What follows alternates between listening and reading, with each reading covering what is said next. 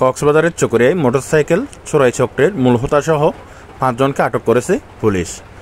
গতকাল বুধবার সন্ধ্যা 6টার দিকে পৌর শহরের নিউ মার্কেটের একটি আবাসিক হোটেল থেকে তাদের আটক করা হয়। এই সময় একটি দেশীয় তৈরি অস্ত্র উদ্ধার করা হয়। গতকাল রাত 9টার দিকে চকরিয়া থানার ভারপ্রাপ্ত কর্মকর্তা ওসি শেখ মোহাম্মদ আলী এ বিষয়টি নিশ্চিত করেন।